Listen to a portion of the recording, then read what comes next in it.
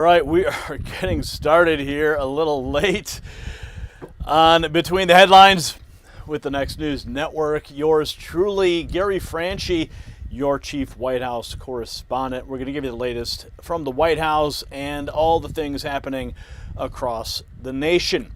Good evening. I'm Gary Franchi, Next News Network chief White House correspondent, delivering the latest White House news from the past 24 hours here with our streaming partner, Trump Daily Post. Tonight, the White House message is direct and upbeat. Trump accounts remain front and center as a family opportunity push. The administration scored a major border enforcement win by deporting a convicted child rapist after Minnesota Democrats had pardoned him. And President Trump swore in John Rich as special envoy for American landowners. It was a day that underscored the administration's focus on economic strength, law enforcement, and support for America's families and rural communities. According to the daily guidance, President Trump began Friday at 8 a.m. with executive time at the White House. The schedule then set a 1:30 p.m. policy meeting and a 3 p.m. swearing-in ceremony for the special envoy for American landowners, John Rich. All close to the press. The White House also released the full weekend guidance with executive time again scheduled for both Saturday and Sunday and press pool call times set for 9 a.m. By midday, the White House press office put a lunch lid in effect until 1:15 p.m., signaling a routine pause in updates as the president's workday moved through the early afternoon. From today's pool report, reporters were told the president had no public events on the schedule, while the 3 p.m. Oval Office swearing-in remained on track behind closed doors. At that point, the White House had not yet publicly identified the participants in the ceremony. Later in the day, the White House issued a full lid at 6:05 p.m., closing out the public schedule for Friday with no further appearances expected. In a White House statement, the administration announced a major immigration enforcement result. Tu Lu Vang, a Laotian national convicted of sexually abusing a 10-year-old girl in Minnesota, and was deported on July 10th after the Trump administration moved to terminate his legal status. The statement said that Vang had been ordered removed in 2006, but the Minnesota Governor Tim Walz and Attorney General Keith Ellison later pardoned the rapist. The Trump administration opposed that move, and Secretary of State Marco Rubio terminated Vang's status, clearing the way for the Department of Homeland Security to remove him from the country. The White House cast the action as a clear example of President Trump's commitment to deporting criminal illegal aliens and putting the safety of American children first.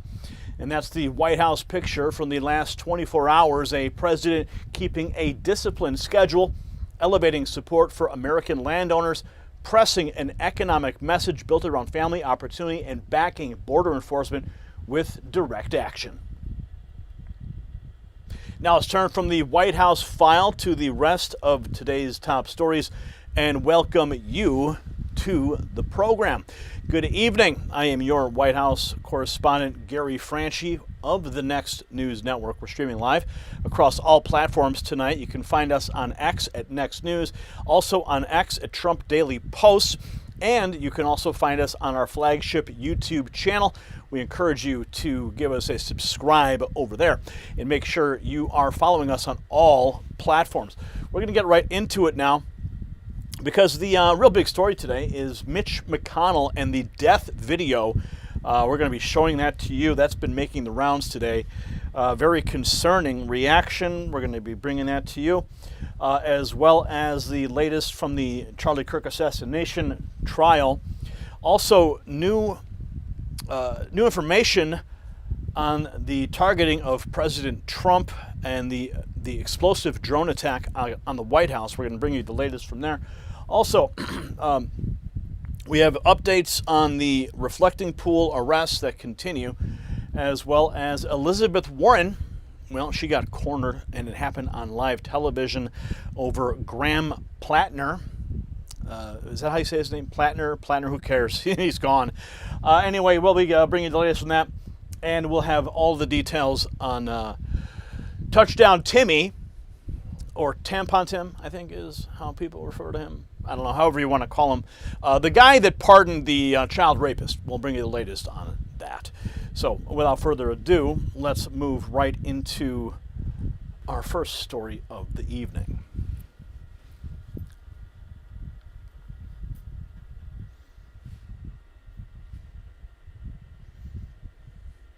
You are not going to believe this. I need to show you the one detail that blew this whole thing open for me. CNN quoted a neighbor who watched the stretcher leave Mitch McConnell's home and said the feet were exposed, there was no oxygen mask, and the ambulances drove away with no sirens at all, no sirens. Then Marlin Stutzman gets asked point blank, do you know if Mitch McConnell is alive? The congressman says, I don't. I had to sit back for a second after that because McConnell's staff keeps pushing that he continues to improve while refusing a video, refusing proof, refusing the one thing that ends all of this. So stay with me. Now, I'm bringing this to you because this stopped me cold. Not the rumors, it's the pattern. Mitch McConnell went into the hospital after that June 14th cardiac arrest, and now we're on day 27 with Capitol Police still outside George Washington University Hospital. His machine wants Kentucky and the whole country to swallow a staff statement that he continues to improve. Fine, then put him on camera, right? Daily Caller asked for a video interview, nothing. CNN got neighbor details about the stretcher.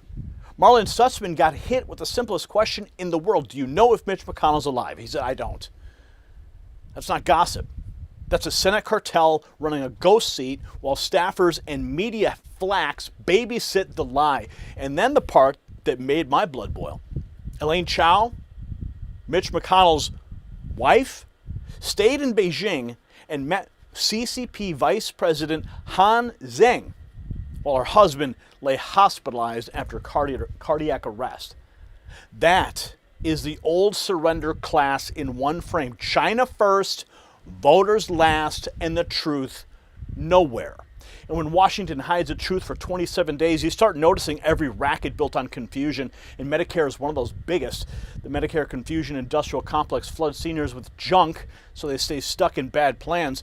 Chapter cuts through it, simple by design, one call, one advisor. They look at your doctors, they look at your prescriptions, your whole situation, and tell you the truth. No propaganda, just facts. They work for you, not big insurance.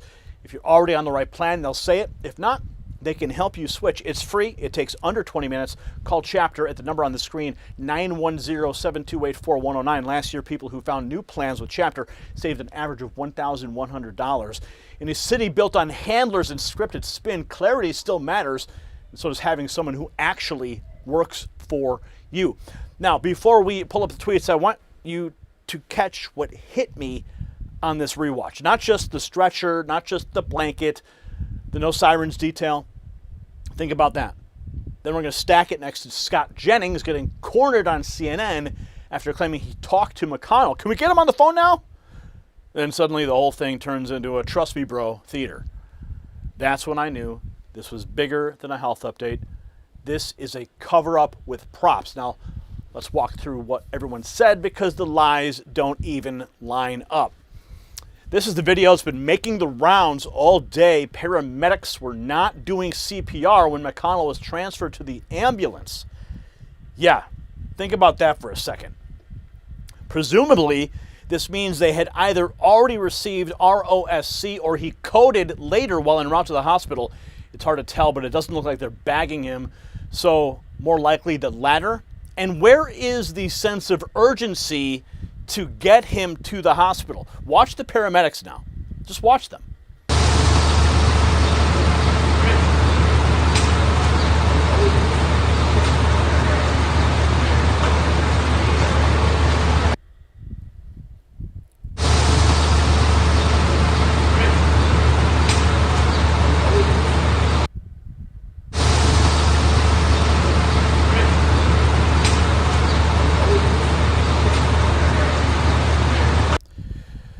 So Mitch McConnell being carried in the stretcher video only raises more questions about what really happened. Now CNN's Scott Jennings claims McConnell personally called him, and even CNN's own panel started pressing for proof. Yes, Scott Jennings is toast after this. He was put on the spot on CNN after he spoke with McConnell allegedly Everyone is calling BS on Scott Jennings today. Do you think he'd be willing to call into the show? Could we get him on the phone now? I wasn't really expecting him to call this morning, to be honest. So when the phone rang and I was able to talk to him, I was frankly pretty grateful. I mean, as I said, I've known him since I was a teenager. If it hadn't been for Mitch McConnell and the McConnell Center at the University of Louisville, I would never have been able to go to college. He's been my mentor and he changed the trajectory of my life. So, when things happen to him and happen to people in your life that you really care about, you just sort of naturally feel extremely worried. So when I heard his voice today and he was clearly keeping up with stuff, that made me happy to hear from him, because like everybody else, I've been, somewhat in the dark about it. But to hear him talking and to know that he's also talking to the Senate leadership, it made me pretty happy. The MAGA media ecosphere, shall we say, has been driving a lot of the questions about where Mitch McConnell has been and what has happened to him. You, of course, are in tune with that in the role you have on your radio show. Do you think they should put out a picture of Mitch McConnell, that he should release more to the public to quiet this noise? Yeah, I think Al had a good point about McConnell's general disposition towards privacy. I sometimes wonder, like, if I were laying in a hospital bed, would I want a bunch of people around photographing me? Probably not, particularly if I were an 84-year-old person who's normally private about his health. Probably not. But I take the criticism. I think it's a fair question about transparency. I think it's a fair question about whether they've done enough. But ultimately, these office holders, they're in charge of their own operations. And it may be somebody around him says, let's put out a picture, and he doesn't want to do it. I think that's a fair observation from Al. But all I can tell you today is all the rumors about him being dead or brain dead or, his body's being hidden somewhere. I've seen all kinds of crazy things on the internet. That's obviously not true, because he picked up the phone and called me, and that was a good thing. All right. Well, let him know. Our phone lines are open here at the arena. Should he Long-time listener, should he wish caller. to call in, as someone who covered many of his Senate campaigns, not as many, of course, as Al Cross, but a couple. Al, thank you very much. So Jennings says he heard McConnell's voice, but viewers still haven't seen him. Next, President Trump gets asked point blank if he's spoken to McConnell. His answer is short and telling. This was on Air Force One. So, have you spoken to Senator Mitch McConnell since you're talking? No, I haven't. How's he doing? I have no idea. I have no idea how he's doing. At the beginning of I have no idea how he's doing. You think they would keep the president in the loop here. Trump says he's got no idea, which blows another hole in the whole Senate spin machine. Up next, critics zero in on the same problem. No FaceTime, no visits, no pictures, just a phone call story the public is supposed to swallow. Check this out. Do you think he'd be willing to call into the show? Could we get him on the phone now? Gotcha, bitch!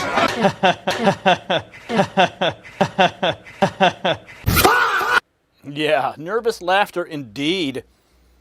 So that's the issue in plain English. Trust us, don't verify. So Daily Caller did the obvious thing and asked for the video interview, and McConnell's office had no real answer. He's been hospitalized for almost a month. His staff says he continues to improve. So why won't he honor the request for a video interview? Yeah, of course he won't. If staff says he's improving, the camera should simply settle it.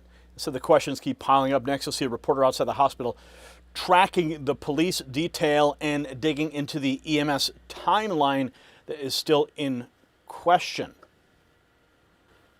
Desiree Townsend here again outside of George Washington University Hospital in Washington, D.C. It is day 27 of the medical miracle. That is Senator Mitch McConnell. So he, according to a source, is allegedly in rehabilitation here at the hospital right now.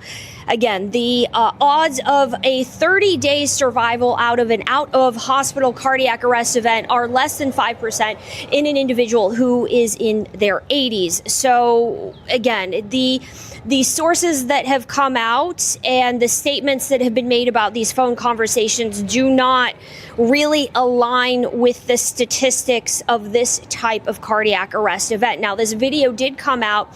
What looks like Senator Mitch McConnell is being put into a paramedic vehicle. Now, what I will say in talking to EMS, it sounds like based on the audio, he originally was found unconscious. So the paramedics arrived to the home.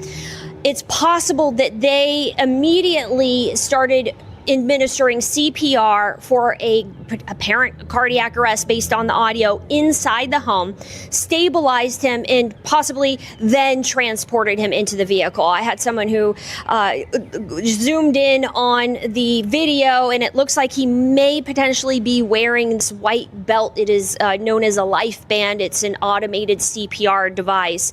Again, the videos, it's hard to determine if he is actually wearing something like this. So either way, I think it's important that the American public know the history of his health so that we could better assess whether this individual. Well, we've seen his health, we've seen the freezes, and now we've played the audio of the 911 call, and the timeline becomes the story because the official version still doesn't add up for a lot of people, and online the backlash is getting brutal with a simple question about what happens if CNN's story falls apart. If McConnell is really dead, CNN has to fire Scott Jennings. So that lands because trust in the media is already shot. Then the rumors jump another level of post flatly claiming that McConnell is dead. Mark Slapinski breaking: Mitch McConnell is dead, according to reports. And once that claim hit the feed, people started trying to test the evidence themselves next. Is a post that had an AI check result. It's apparently an image of Mitch McConnell in a hospital bed. This is the image that has been circulating widely online, and it was tested against AI detectors, and it came back that this was not an AI-generated image. Now, there's clearly an excessive amount of life support tubing and wires all around him. I've never seen that level, so it's really hard to tell. I mean, the AI detection systems out there could be wrong, but this could be a true image. It's still really up in the air. So we're in the middle of an information war. Phone call claims on one side, image verification on the other. Next, this story takes a darker turn with fresh scrutiny on Elaine Chao staying in Beijing while he was reportedly hospitalized in cardiac arrest. Let's take a look at this from One America News and Rudy Giuliani. You've known about this family and their China ties for years. It's so good to have you back. What do you make of Elaine Chao's China trip this last month? Not unusual. She and her family have been favored for a very, very long time by the Red Chinese Communist government. If I'm not mistaken, her father is from Taiwan, which would mean it'd be highly unusual that he'd be allowed to do business in China. Even more unusual that he'd become one of the richest men in China and running a critical industry, which is shipping. Now, this has been a question that was raised quite dramatically by Peter Schweiker around 2015. At the same time that he raised the questions about Joe Biden, that really alerted me to look into Joe Biden, and including the people from Ukraine who came. First, the people from Ukraine came and warned me about Joe Biden, that he was paying bribes to the president of Ukraine. And then they referred me to the Schweiker book. I read the Schweiker book, and then I went to the next two chapters. The next two chapters were about the possible corruption of McConnell and Chao. Corruption of McConnell and Chao. The swamp keeps stonewalling on McConnell's condition. The China ties back under the microscope. CNN adds another witness account from the morning, and the details about the stretcher and ambulance only deepen the mystery. So, Kate, I spoke to one of McConnell's neighbors who said at around 8:30 in the morning on June 14th, they stepped outside their home to find a commotion on their street. They saw two ambulances, a fire truck, and Capitol Police, as you mentioned, had blocked the entire street. Now, this neighbor walked over to one of the Capitol Police officers and asked what was going on, and the officer apparently said that there was a medical emergency but wouldn't confirm who it was for. So this neighbor then stood in the street with others as they tried to wait and see what was going to happen. And at around 9 a.m. on that same day, a person was seen carried on a stretcher from McConnell's home into an ambulance. Now, the person I talked to didn't see the face of the person on the stretcher, but somebody nearby said that that was McConnell's face. Now, the person I spoke to said that the person on the stretcher was wrapped in a blanket and that their feet was exposed, and apparently McConnell did not have an oxygen mask attached to him. And so once McConnell was loaded into the ambulance, apparently those ambulances drove away with no sirens on them. So as you mentioned, there's very little information that we know about McConnell up until this point. We don't know why he was hospitalized or what has kept him in the hospital. So now we know at least that he was carried on a stretcher to an ambulance, and that's how he arrived at the hospital. Now, previously, it has come out that an EMS audio recording showing that first responders came to the home of McConnell on June 14th, where they responded to an individual who was under cardiac arrest, unconscious, and needed CPR. So these are new details, but while McConnell's office continues to maintain that the senator is recovering well in the hospital. Mm-hmm. But as you can see from the video obtained by CNN, they didn't even have sirens when they left. No sense of urgency. And it matters because it undercuts the polished talking points coming from McConnell's team. Next, even Republican congressman gets asked a question every voter is asking, do you know if Mitch McConnell is even alive? And so the fact that we haven't heard anything really from Senator McConnell is very discouraging and concerning. And I think that for the representation of the Republican Party and to get some of the bills done that we want to get done in the Senate, it's critical that we have a senator from Kentucky voting in the Senate chamber. Do you know that he's alive? I don't. Just the things that I've heard and seen from some friends is that he's obviously not doing well, but don't know if he's alive or has passed away. They don't know if he's alive or if he's passed away. So when a GOP lawmaker says he doesn't know, the whole cover-up starts to look absurd, and that's exactly where the next clip goes, with satire hammering the Senate establishment for acting like death wouldn't stop business as usual. Enter the Babylon Bee for the win. Breaking news tonight, Senator Mitch McConnell is dead. Or is he?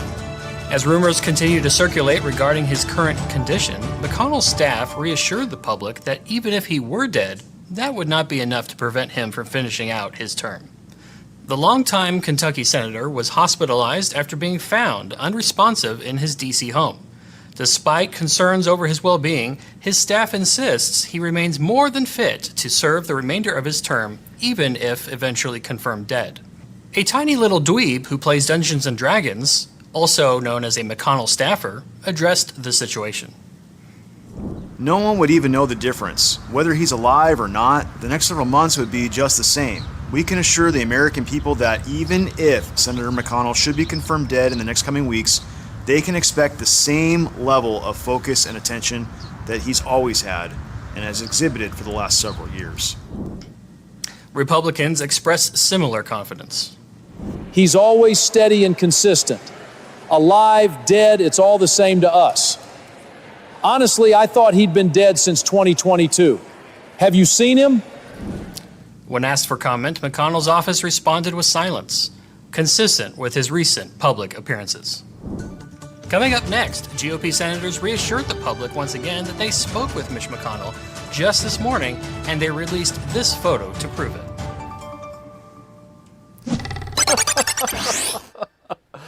Oh, you gotta love the Babylon Bee. And here's the moment that got me. Okay, I laughed out loud, not because this is funny, but because the arrogance is so grotesque. McConnell's staff says that he's improving, but they can't produce a live video. Scott Jennings says he spoke to him. But when CNN asks for a call-in, the whole act wobbles. Marlin Stutzman says, I don't, when asked if McConnell is alive. And while all this burns, Elaine Chao stays in Beijing to meet Zheng. So let me put it this way. The same Senate machine that tried to block Trump's America First agenda now expects us to believe a Senate seat can run on whispers, handlers, and a phone call that nobody can verify. No, Mitch McConnell is not the only thing failing here. The McConnell machine is collapsing in public. So here's where we draw the line. If McConnell can speak, show us Mitch McConnell on video today. If he can serve, prove he can serve. If you cannot, stop lying to Kentucky and stop treating that Senate seat like family property guarded by staff statements and media spin. I want us to press on the exact points that they keep dodging. Day 27 at the hospital. Capitol Police still outside. Daily Caller denied a video interview. Marlin Stutzman saying he doesn't know if McConnell's alive. And Elaine Chao taking meetings in Beijing while a top CCP official, while Washington stages this farce. If you are where I am on this video, send this to someone who still thinks the Senate cartel tells the truth. And if you think I've got it wrong, good. Tell me which facts clears them. And show me the video they won't show us. Until then, I'm treating the silence like a confession. And here's my confession to you. Yes, the YouTube notifications are failing all of us. And that's why I set up this number, 844-840-4963, so you get the news when you want it by simply texting the words raw feed to it. I'll send you a text message when the YouTube notifications fails. And make sure you check out the Next News merch shelf below this video. And we'll see you at the next report.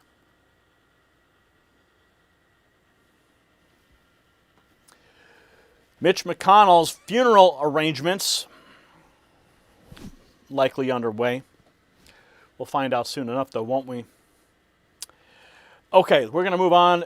Now we're going to hit the Tyler Robinson trial on the assassination of Charlie Kirk. New DNA evidence is out, and pretrial situation is coming to a close, it appears.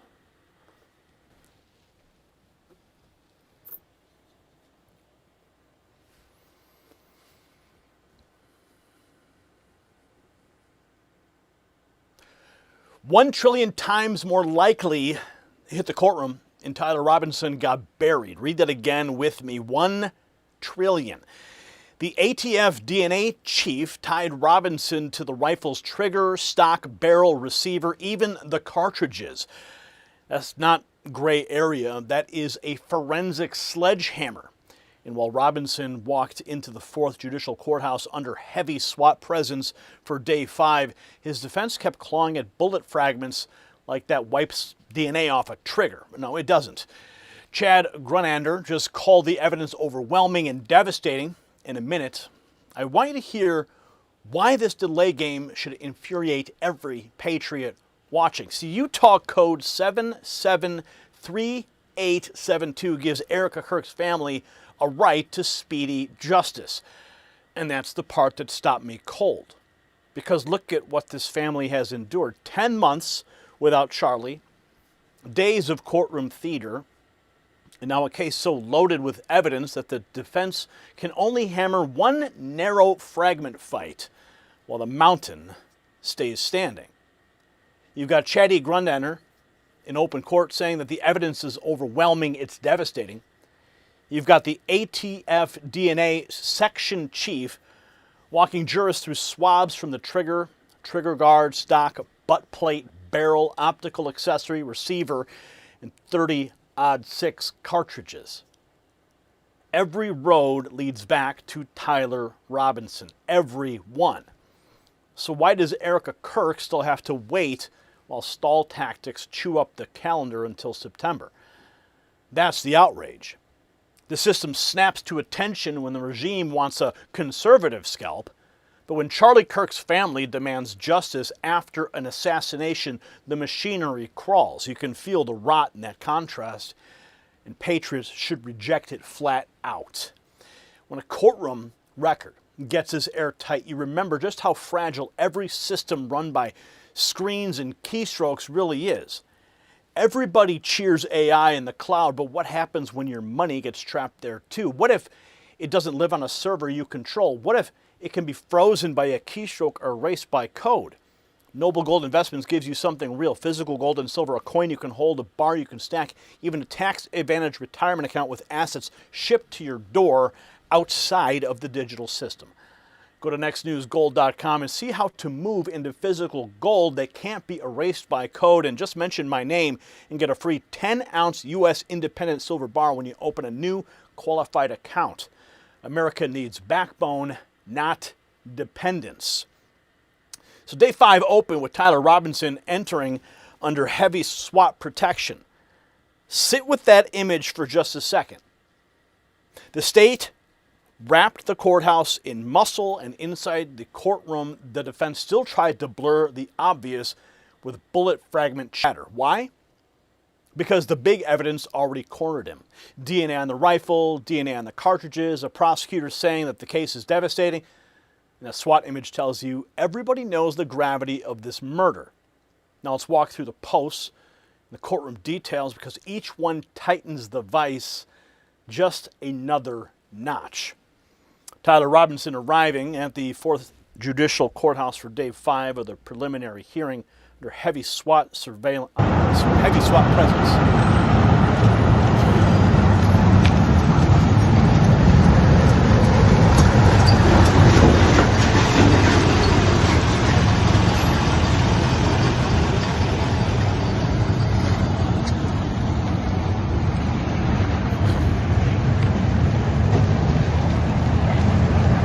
So you saw the kind of SWAT buildup you expect for a cartel boss, not a preliminary hearing. Now inside the courtroom, the prosecutor says after 4 days of testimony, the evidence against Tyler Robinson is overwhelming and devastating. Chad E. Grunander, Deputy Utah County Attorney. Thank you. Turning to the defense, if you wish, you may call your next witness. Judge, we would like the benefit of the record before we start taking evidence today.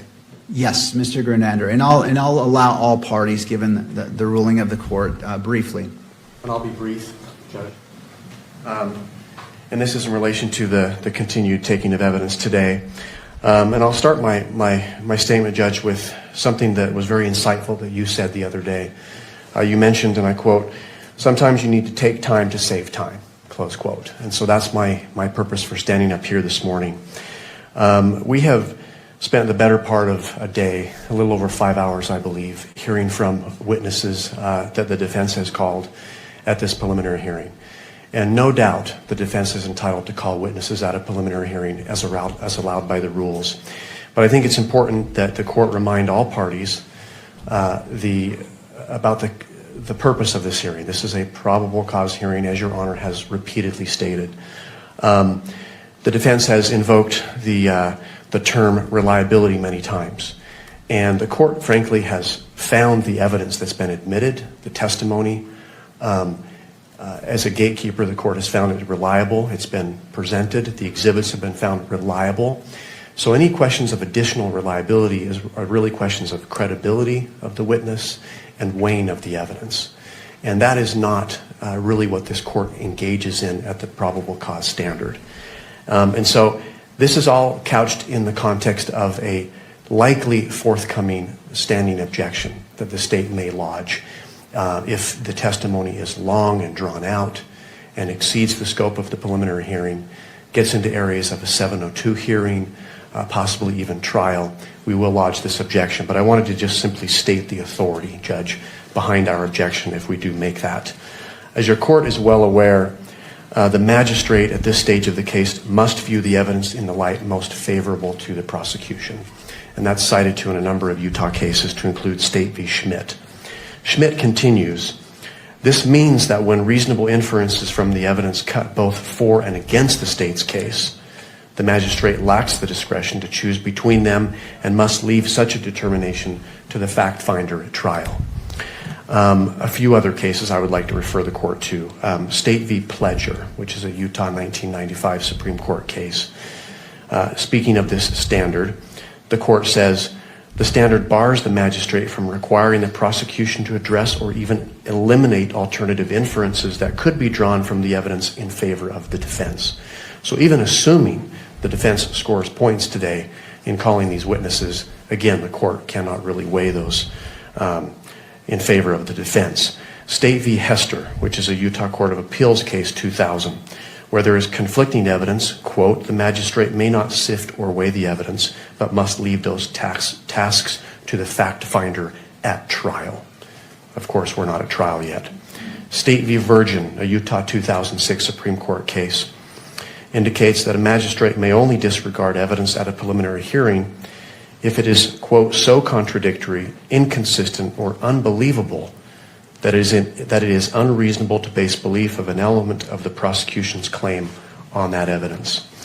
There's a State v. Drozbecki case, which is a Utah Court of Appeals case 2010. So the state says the case is already crushing. Next, the courtroom hears the forensic hit, maybe the hardest to explain away, DNA in the rifle that an ATF expert says was at least 1 trillion times more likely to be Tyler Robinson's. Will you just list off the areas of that firearm where there was evidentiary support for inclusion of Tyler Robinson?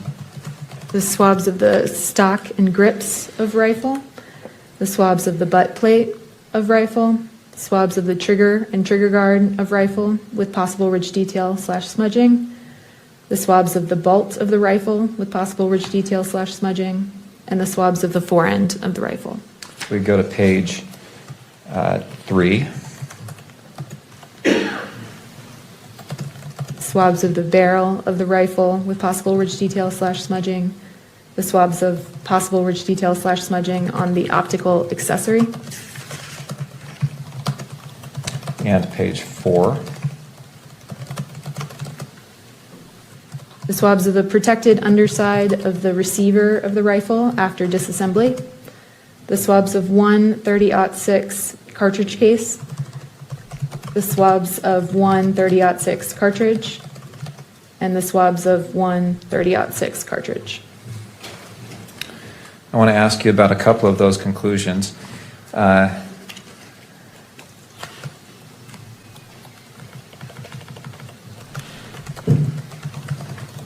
Let's look at page 5, please.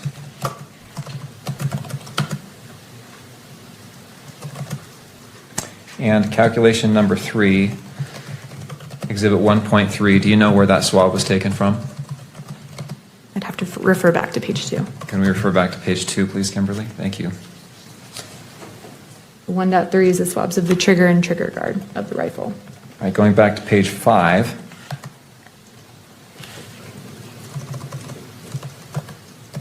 And we've had some talk, some testimony from you and some questions for you about the likelihood ratios.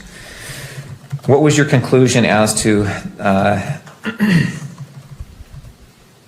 the likelihood ratio that you analyzed in this question in calculation number 3?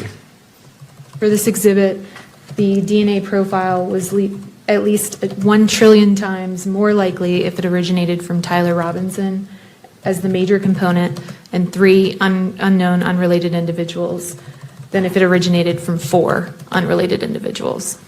You say at least 1 trillion times more likely. So it could be a much higher number than 1 trillion. Is that accurate? It's possible. But the protocols in your laboratory say you cap that at the number 1 trillion. Is that right? Correct. We would not report a number higher than 1 trillion. And it looks like you also did a probability.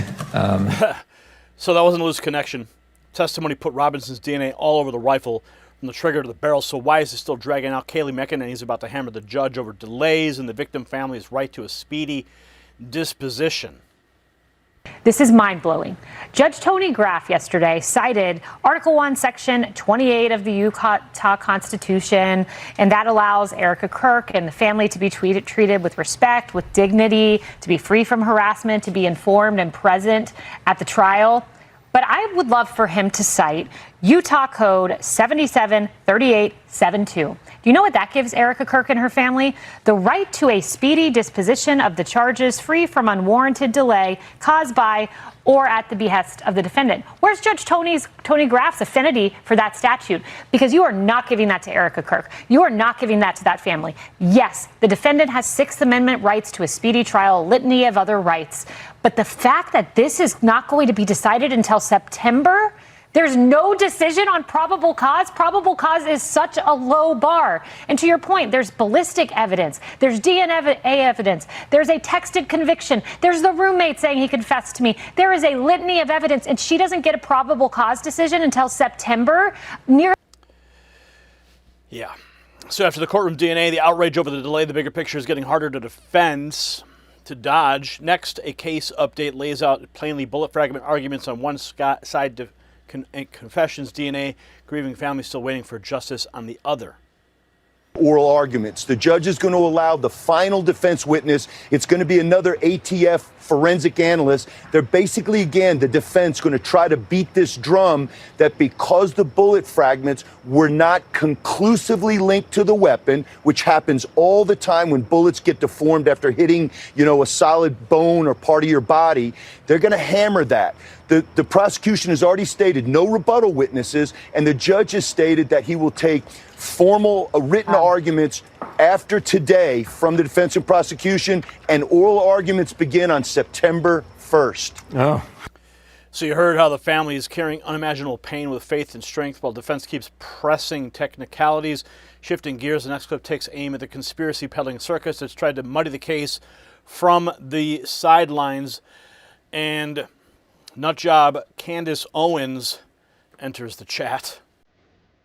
She can connect any two events in history with yarn, thumbtacks, and unwarranted confidence. She doesn't need sources. She is the source. She once debated herself and lost twice. Intelligence agencies follow her Twitter just to see what they're doing next.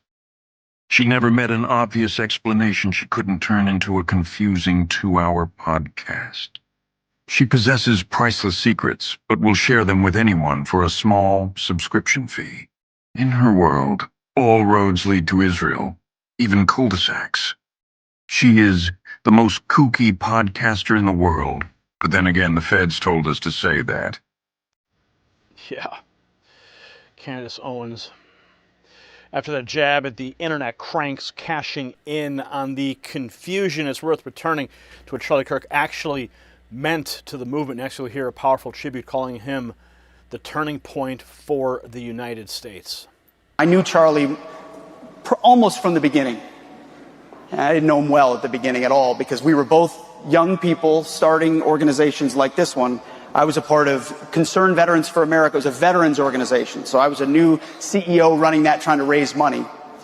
And I came in contact with this 19, 20-year-old, I guess I would say kid at that time, Charlie Kirk. And I remember he told me about his new organization, Turning Point USA, and I thought, man, that's a terrible name. I'm just being honest, I thought it at the time. Little did I know, in God's infinite wisdom, of course, Charlie Kirk was the turning point for the USA. So the tribute makes the loss plain. Charlie wasn't just a voice, he was a force.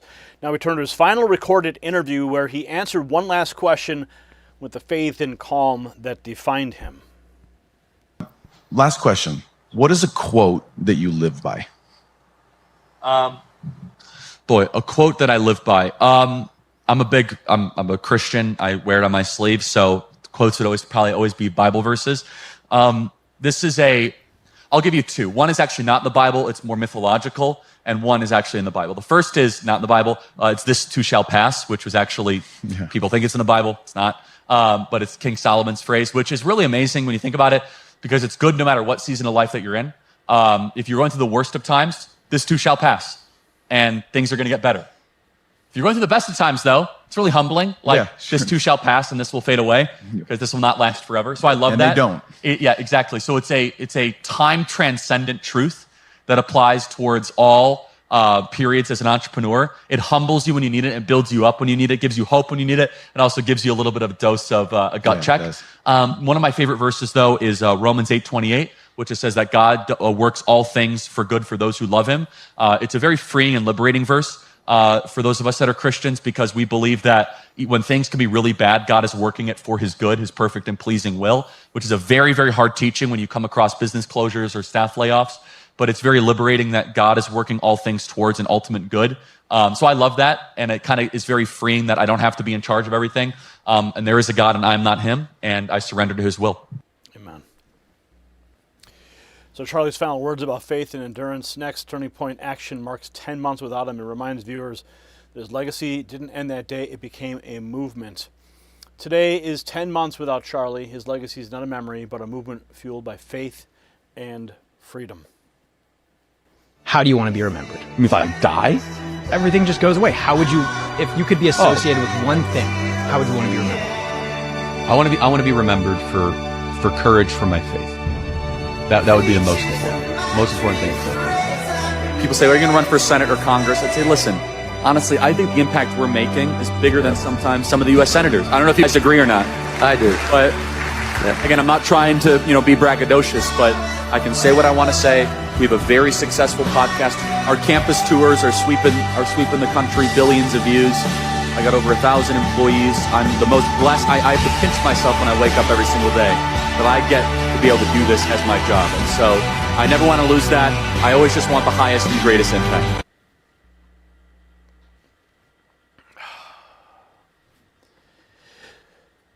The evidence is overwhelming. It's devastating. Chad E. Grunander torching the room with that quote. And he earned every word. Watch the stack of specifics here. Tyler Robinson's DNA hit on the trigger guard, the stock, the butt plate, the barrel, the optic, the protected underside of the receiver after disassembly, and even 30-06 cartridge evidence. The ATF didn't toss out some flimsy match. They nailed it at 1 trillion times more likely that the DNA came from Robinson than from somebody else. So when Robinson's defense pounds the table over distorted bullet fragments, you're watching a smoke screen in real time. That tactic doesn't erase a trigger swab. It doesn't erase the cartridges. It doesn't erase the rifle, and it sure doesn't erase Charlie Kirk, a fearless conservative Christian voice targeted and stolen from his family. Robinson's defense didn't crack the case. The facts cracked Robinson. Judge Tony Graff, stop indulging delay and give Erica Kirk's family justice. That's the demand. And after this week's testimony, nobody gets to pretend the court lacks clarity. You heard him call the evidence overwhelming and devastating. You watched the forensic trail hammer Tyler Robinson from the trigger to the cartridges, and you know Charlie Kirk's final recorded words still echo through this whole case. This too shall pass. That line hits differently now, doesn't it? Charlie built something bigger than one life. TPUSA said it straight. Charlie Kirk was the turning point for the USA. 10 months later, his enemies still can't bury that truth. So here's what we do. We keep the pressure on. We honor Erica Kirk's strength, and we refuse to let procedural games soften a murder case that evidence already locked down. Robinson needs full accountability. Charlie's legacy needs defenders. And this court needs to move like justice actually matters. And you know what else matters? You getting the news that you depend on. I've read your comments. I have seen your frustration. And that's why I set up this telephone number. So you get the notifications from me when YouTube refuses to send them. Thousands of patriots have already texted the words raw feed to 844-840-4963. Make sure you do as well. And I want you to support our work. If you want to, go ahead and hit the merch shelf below this video.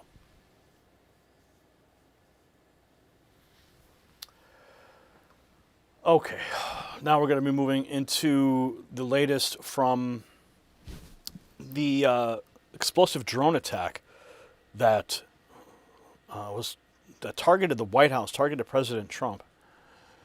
The White House terror cell busted, and the arrests are now growing. Thank you, Potted Kenny. Trump Daily Post passed 16,000 viewers. Amazing. Did you get the super chat? Yes, I did. Thank you, Salty. I did see that. We were already closed, but I did see that after the fact. Okay.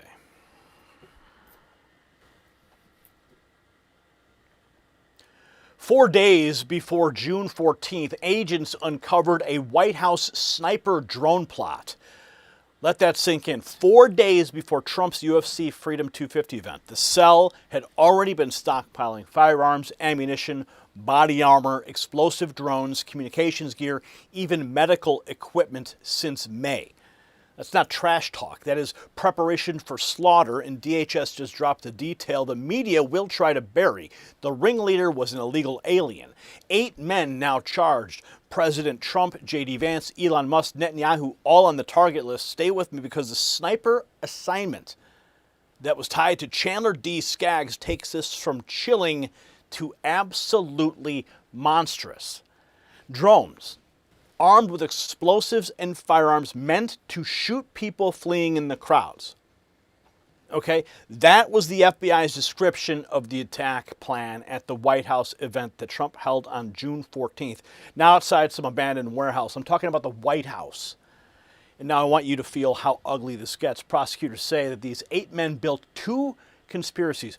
One, to provide material support for terrorism, and another, to murder federal officials on federal ground, including the president and vice president. That means Donald Trump and J.D. Vance sat in the crosshairs while the same political class that smeared Trump supporters as the danger spent years flooding this country with chaos. Then DHS names the ringleader, an illegal alien, and suddenly the whole open borders racket blows up in their faces. You and I were told to fear parents at school boards. Meanwhile, radicals were stacking ammo, explosives, body armor, and drones for a mass casualty strike at the White House. That lie just cratered. 4 days before that White House event, America learned how fragile recovery gets when systems break down. And that hits your body too. Think back to the last time you felt truly recovered. Jonathan Otto and Red Life built a medbed hack around a cellular energy focus. When mitochondria miss the right frequencies of light and the right electromagnetic environment, you get less energy production, slower recovery, slower repair. Their clinically studied wellness technologies combine red light therapy and PEMF with specific wavelengths to boost cellular energy production and support natural repair processes. Gentle electromagnetic pulses back circulation, recovery, and function. You get 10 clinically studied wavelengths, advanced dual chip technology, up to twice the power, 30 minutes a day, right from home. Go to medbedhack.com, linked below. Use code NNN30 for 30% off bundles, NNN25 for 25% off individual devices. America needs strength. Chandler D. Skaggs, Viper of the SOG, stayed in after travel plans collapsed. Now that one detail stopped me cold because it tells you this cell was not bluffing and not backing off. One of the alleged snipers still stayed committed even when logistics blew up. You hear that and you know intent locked in hard. This wasn't online cosplay. This was a kill plan aimed at Trump's event. And when we pull up the posts and the charging details, watch how the illegal alien angle and the target list rip straight through the media's favorite excuses. 8 men are now facing murder and terrorism charges in connection with the alleged plot to carry out sniper and explosive drone attacks targeting the White House event. Breaking news. Breaking tonight, 8 men in total are now facing murder and terrorism conspiracy charges for their alleged roles in a thwarted drone and sniper attack on the UFC cage fighting show staged at the White House last month. Today's indictment charges all 8 in 2 separate conspiracies. The indictment says the plot began in May when the group began amassing money, firearms, ammunition, body armor, explosives, drones, and medical equipment. There was also communications equipment and other items. Law enforcement officials learned about the threat just 4 days before that White House event. So the first report lays out how close this came to disaster. Next, the indictment names all 8 suspects, shows how far the cell had spread across the country, and reveals the high-value targets they were allegedly hunting. 8 men indicted. So we have, indictment returned July 9th in Columbus. Abraham Alvarez, Daniel K. Eskridge, William L.S. Faulkner, Tyson Proper, Jordan W. Rinker, Brian O'Roa, Chandler D. Skaggs, and Michael A. Thomas, with conspiracy to provide material support to terrorists and conspiracy to commit murder on federal territory against a federal official. Suspects lived in Nebraska, Missouri, Washington, Ohio, California, and West Virginia. 5 were arrested during the event weekend, 2 more following the week, and Skaggs in West Virginia this week. Skaggs, allegedly one of these snipers, stayed willing to join after losing contact with Proper. The group used chat apps including Signal, SimpleX, Discord, TikTok, and Instagram to prepare. They targeted high-value figures such as Trump, Vance, Musk, Netanyahu, who did not attend. The suspects began providing support and resources to terrorists in May of 26 and took part in marksmanship and combat training. Propper's mother first alerted police after seeing him buy firearms and increase online talks. FBI Director Kash Patel said the planned attacks were stopped cold by the FBI and partners in a multi-state operation. Oh, wow. That's the scope. Now we zero in on one alleged sniper, Chandler Skaggs, in the charging document. 8 defendants facing the federal charges. All 8 men were named together. The latest, Chandler Skaggs of Chapmanville, West Virginia, was taken into custody this week. According to the affidavit, Skaggs was assigned to serve as one of the snipers. He was supposed to be picked up by the co-conspirator to travel to D.C., but after Propper's arrest, Skaggs reportedly told the group he remained willing to participate and arranged for another co-conspirator to transport him to the event. The indictment charges all 8 with 2 conspiracies, one to provide material support to terrorists and another to commit murder on federal government territory and to murder federal government official. So there is the list of those indicted and their ages. The breakdown shows there wasn't keyboard trash talk. It was assigned roles. Next, Homeland Security drops the detail. Corporate media won't touch. Prosecutors say the alleged ringleader is an illegal alien from Mexico. There is no mission of greater importance to the Secret Service than the protection of our nation's leaders. And the work put into this investigation makes that point crystal clear. When the information came in, it was a great example of how layers of law enforcement can work efficiently together. Once we had the information that we needed, the Secret Service and federal and local partners were able to identify and lawfully interrupt a communication network that gave us a roadmap to a sinister plot targeting the White House complex. Our agents and support staff are always on alert. In this case, they worked around the clock and in a short window of time in order to mitigate and interdict this threat. I'm truly grateful for their tenacity. From here, the investigation and findings will be presented in court. We'll protect the integrity of that process, and any further comments will be made through official court filings. Lastly, I want to make very clear to the public that nobody is more aware of the threats that lurk outside of our doors than the Secret Service.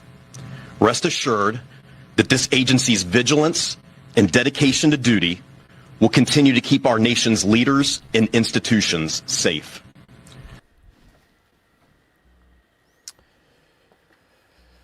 The alleged ringleader, an illegal alien from Mexico. So DHS making it plain who allegedly led the plot. Investigators are spelling out how the attack was supposed to work.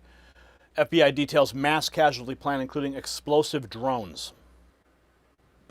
Through this investigation, we learned the group allegedly planned to carry out a mass casualty attack involving the use of drones, armed with explosives and firearms meant to shoot people fleeing in the crowds.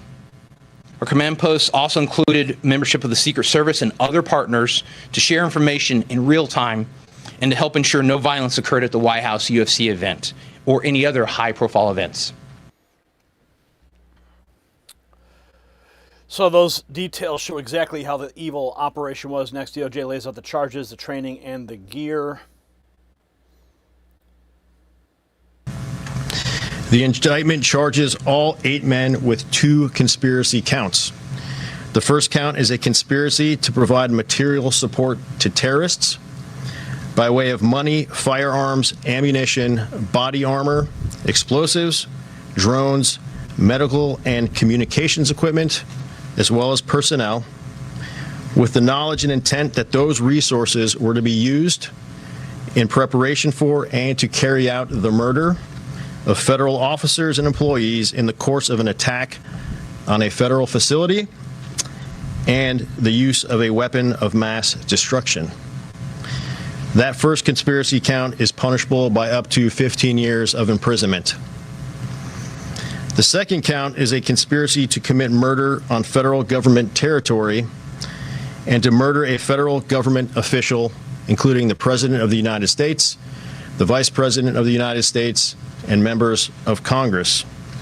That second count is punishable by up to a lifetime of imprisonment. The illegal alien ringleader DHS put it in all caps for a reason. They wanted nobody to miss what the regime media would love to blur out. An illegal alien helped lead a terror conspiracy against a White House event with President Trump there, alongside 7 co-conspirators, while the same open border machine spent years torching anyone who demanded enforcement. So look at the chain here. Stockpiling since May, threat uncovered 4 days before June 14th, drones packed for explosives, shooters positioned to hit people fleeing, and named targets including Trump, Vance, Musk, and Netanyahu.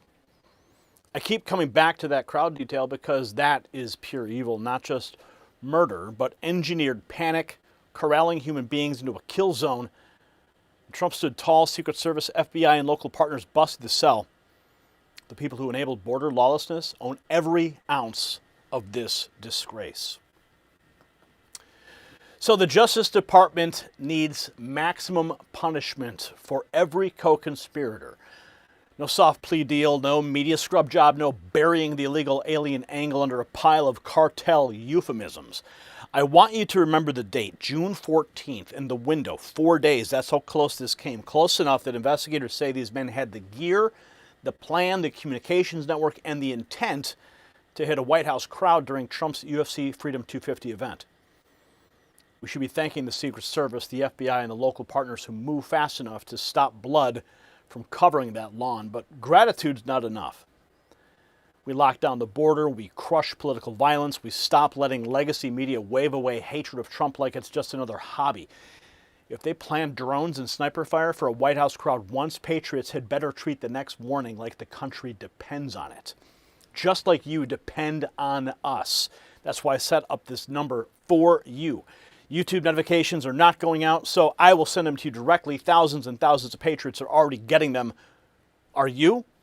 Make sure you get on this list and text raw feed to 844-840-4963. I'm not going to spam you. I'm going to send you a link to the channel so you can get caught up on the day's news and celebrate the Next News Network by going to the merch shelf below this video.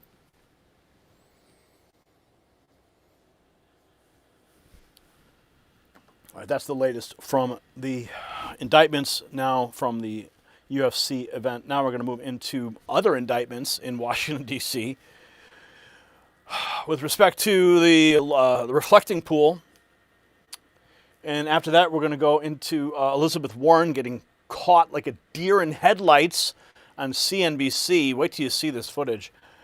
And, of course, Marco Rubio's response to Tim Walz, the governor of Minnesota, pardoning a child rapist.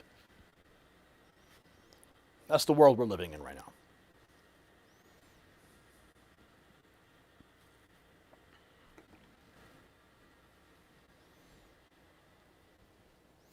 Jeanine Pirro says that park employees saw David Hearn forcefully and violently pulling the liner. Let that hit you for a second. We're talking about the Lincoln Reflecting Pool, a national symbol, and this former Olympian just pleaded not guilty after getting nailed in an indictment that carries up to 10 years in prison. Then his lawyer runs out there and cries that Trump is scapegoating an ordinary American. Ordinary? Look at the accusation, look at the place, look at the timing. While Trump is restoring the Capitol and the vandal class is melting down.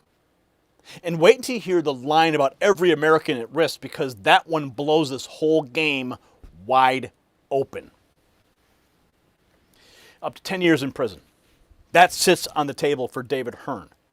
That number tells you this wasn't some cute little activist photo op. Jeanine Pirro flat out said there are mountains of evidence. And park employees witnessed Hearn yanking the Lincoln Reflecting Pool liner with both hands. Both hands. I want you to picture that. Because the media machine wants you to blur it into touching. No. The lawyer said if Hearn can be charged for touching the reflecting pool, every American's at risk. Read that again and try not to laugh. Every American's at risk from what exactly? Being stopped from tearing up national monuments? Give me a break. This matters because Trump is rebuilding what Joe Biden left rotting. Trump restored over 45 national monuments since 2025, including the World War II memorial fountain that sat neglected after the 2020 riot damage. So here's a split screen you can feel in your gut. Trump builds beauty, David Hearn rips at it, and the activist bar screams oppression when the cleanup finally starts. Jeanine Pirro is exposing one kind of scam in Washington. If your family's on Medicare, there is another one hitting your wallet. Medicare got swallowed by the Medicare confusion industrial complex designed to keep seniors stuck. Mailers, robocalls, fine print. That mess keeps seniors stuck while big insurance wins. Chapter cuts straight through it. They're simple by design, one call, one advisor, free, under 20 minutes. They look at your doctors, look at your prescriptions, your whole situation, and tell you the truth with no propaganda, just facts. They work for you, not big insurance. If you're already on the right plan, they'll say it. If not, they will help you switch. Last year, people who found new plans with Chapter saved an average of $1,100. There's a number on your screen. Give them a call, 910-728-4109. Stop rewarding broken systems. Every American is at risk. That was the lawyer's line after Hearn pleaded not guilty. And that's the tell. Not an argument, that's a tell. Because they always do this. Trash something sacred, get caught, then flip the script and paint the vandal as the victim. And watch how fast the word game kicks in. Pirro says, forcefully and violently pulling the liner. The defense downgrades it to touching. There it is, the whole left-wing machine in one move. And I'm going to get into the post. You're going to see why Trump's restoration push has these people completely cornered. Liberal former Olympian. That's really the shameful part here. Former Olympian David Hearn panics after facing 10 years in prison. Hearn pleaded not guilty, but the U.S. attorney confirms there are mountains of evidence. Indicted for allegedly vandalizing the Lincoln Memorial reflecting pool, has pleaded not guilty to the felony charge. His lawyer blasting the Trump administration for pursuing the case. This indictment reflects the administration's effort to scapegoat Davy and to shift blame for their own failures. But U.S. Attorney Jeanine Pirro says park employees saw Hearn, quote, forcefully and violently pulling the pool liner with both hands. If convicted, Hearn faces up to 10 years behind bars. And 10 years. He may be pleading not guilty, but Pirro says the evidence is right there. Now watch his lawyer try to fall back. He was just touching it. Today, Davy Hearn pled not guilty. Because he is not guilty. Damn right. If Mr. Hearn can be charged with a felony for touching the reflecting pool, every American is at risk. And every American should be alarmed about this prosecution. This indictment reflects the administration's effort to scapegoat Davy and to shift blame for their own failures. Absolutely. We will. So while the defense cries scapegoat, Trump supporters are making the bigger point: protect America's monuments. This is what real respect for American history looks like from Trump Daily Post.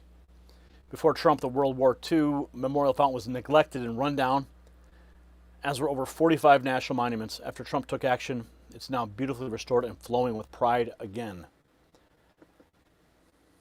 President Trump has restored over 45 national monuments in our nation's capital since taking office in 2025. Many of these monuments were damaged in the 2020 riots and never restored under Biden. President Trump is committed to restoring our national monuments instead of tearing them down. The above image is the World War II memorial before Trump, and the lower image is after Trump restoration.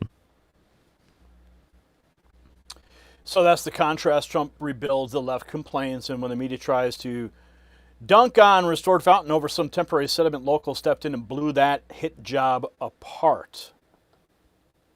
I'm obsessed with the fountain. It feels like Paris. I think before this space was really dead and no one was using it, and now it's become like a really essential third space in this neighborhood. Actually from Italy, and sometimes I look around and I'm like, am I in Florence at the Giardini Boboli or am I in DC? It's just very elegant and beautiful, and it feels very safe now. And feels very safe now. So the cleanup story tells you everything about the press playbook. Smear first, correct never. Now shift to Trump's bigger vision for Washington, a massive Independence Arch that already has the usual critics whining. Trump's massive 259-foot Independence Arch just got the initial approval right in front of Arlington. for America's 250th, bigger than the Lincoln Memorial. Critics are already crying about the view and the construction noise. Oh, boo-hoo. This is the view today as you drive along Memorial Avenue toward Washington's Abraham Lincoln Memorial. And here's how Donald Trump wants it to look by the end of his term in 2028. With a 250-foot high triumphal arch. Critics have nicknamed it the Arc de Trump. This is just one of several controversial building projects that are transforming Washington. Elsewhere, Trump's also planning a National Garden of American Heroes, featuring statues of historical figures, from 3rd President Thomas Jefferson to Jeopardy host Alex Trebek. The administration also plans a championship-level golf course devoted to Trump's favorite sport. Then, most controversially, there's Trump's White House ballroom, on which work is underway, said to be nearly 3 times the volume of the current White House residence, with a portico more than twice the size of the one on the White House itself, featuring fake windows and upsetting the building's symmetry and balance, preservation groups charge.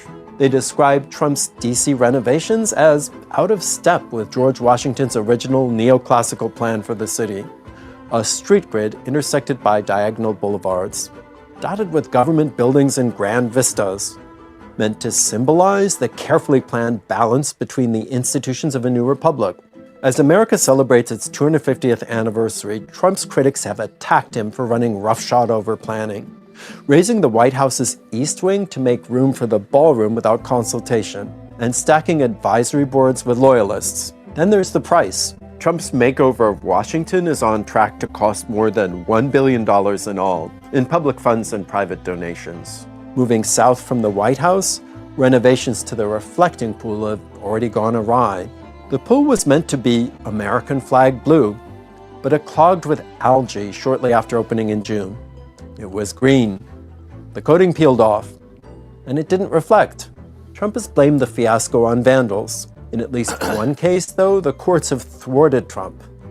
In May, a judge ordered the administration to take Trump's name off the John F. Kennedy Center for Performing Arts. And now plaintiffs, including 3 Vietnam War veterans, are challenging the Triumphal Arch too, arguing it lacks congressional approval and will disrupt sightlines to Arlington Cemetery. A Trump aide countered that the arch will create a beautiful new view of Arlington, though presumably looking down from a viewing platform at the arch's top.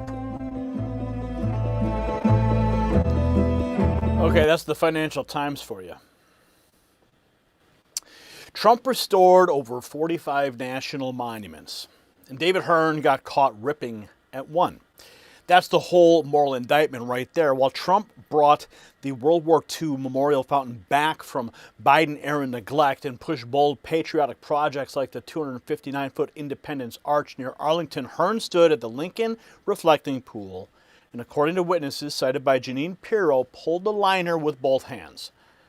I keep coming back to that image because it says everything. One side honors Lincoln, the war dead, the Capitol, the country. The other side vandalizes it. Then hires a lawyer to scream that accountability endangers every American. No, David Hearn endangered a public monument. His lawyer insulted your intelligence. And the media accomplices who soften this into a harmless touch routine deserve to get torched for covering that vandal class that treats American history like a prop. Jeanine Pirro should press this case hard, and David Hearn should face maximum punishment. Enough with the sob story, enough with the activist lawyer theater. If you rip up a restored national site in the heart of Washington, you pay for it, period. And while that happens, I want us to keep our eyes on the bigger win sitting right in front of us. Trump is making the Capitol American again. He restored more than 45 monuments. He revived spaces the Biden crowd let decay. He's pushing projects so confident and so unapologetically patriotic that the critics are whining about the view and construction noise around a 259-foot Independence Arch. Good, let them whine. Great nations build.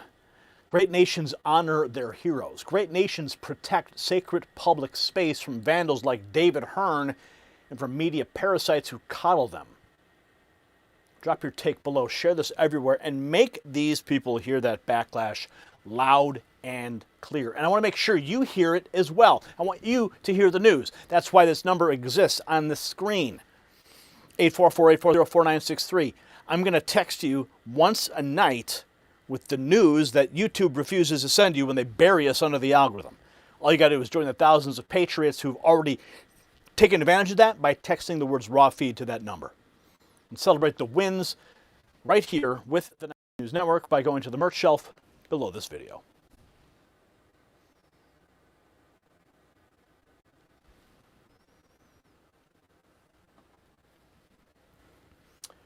Okay, moving right along. Now we're going to get to that clip of Elizabeth Warren getting caught on C-SPAN over Grand Plattner.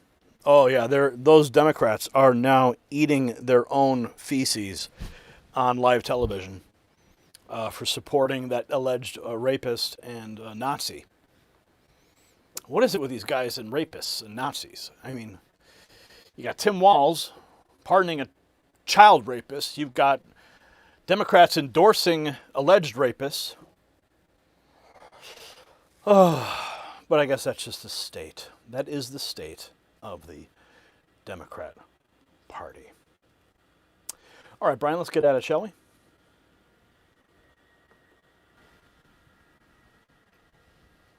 He is your kind of man. CNBC threw back at Elizabeth Warren's face, and that is the detonator right there. Warren campaigned for Graham Plattner, sold him to Maine voters, and then got cornered with the receipts, a chest tattoo with a Nazi symbol, grotesque rape comments, and praise for Hamas tactics. Look at this collapse. Democrats didn't just miss a red flag. They hugged it, promoted it, and shoved it in front of Susan Collins like nobody would notice. Then Seth Moulton goes on CNN and blurts out, "We failed with our nominee in Maine." Stay with me, because John Kennedy's toaster line absolutely buries them. Now, Seth Moulton said Democrats are obviously worse, and we failed with our nominee in Maine. That's not some Republican attack ad. That came out of a Democrat's own mouth on CNN. And you can hear the panic dripping off every single word. Maine was a pickup dream for Chuck Schumer, Elizabeth Warren, Bernie Sanders, and the media machines that kept fluffing Graham Plattner like he was the second coming. Then the public got the full picture. Warren's "your kind of man" praise, the Nazi symbol chest tattoo, the sick rape comments, the Hamas praise, and now rape allegations, blowing the whole operation sky high. You and I have seen this scam before. The Democrat machine screams about character when it helps them, then tosses character in the shredder the second a left-wing radical can hurt a Republican. That's why this matters. If they'll dress up a man like Plattner to take down Susan Collins, they'll hide anything, excuse anything, and lie about anything for power. And now their own side is cracking on camera. See, Elizabeth Warren backed the wrong man in Maine, and that should remind you how fast fake systems fail. Everybody cheers AI, cloud banking, digital ease. Fine. But what happens when your money doesn't exist anywhere you can touch? What happens when it gets hacked, frozen, or erased by code? Noble Gold Investments gives you something real, physical gold and physical silver. A coin you can hold, a bar you can stack, wealth that doesn't live on a server and can't be frozen by a keystroke and can't be erased by code. You can even use a tax-advantaged retirement account or get it shipped to your door. Go to nextnewsgold.com. Just mention my name for a free 10-ounce U.S. independent silver bar when you open a new qualified account. In America, real value still beats fraud. John Fetterman said Democrats are governed by the TDS, not principles. A sitting Democrat senator just admitted the party's brain is gone. And the part that stopped me cold was how perfectly that explains Plattner. Why did Warren and Bernie Sanders push the guy so hard? Because hating Trump outranked basic decency, basic vetting, basic sanity. Then Fetterman torched Bernie by demanding an apology for backing this train wreck. In a minute, I want to walk you through the tweets and show you just how fast their own people started running for the exits. CNN asking, are Democrats' chances of taking control of the Senate better or worse?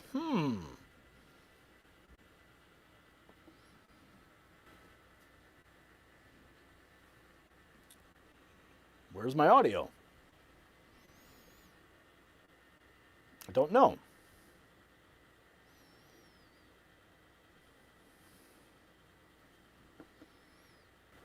Let's see if we can find that audio.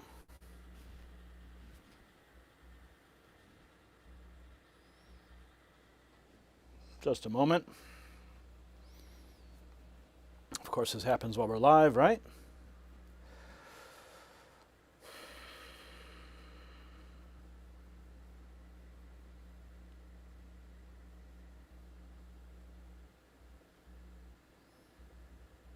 Do you think that Democrats' chances are now better or worse to retake control of the Senate with what Graham Plattner has brought to the Senate race?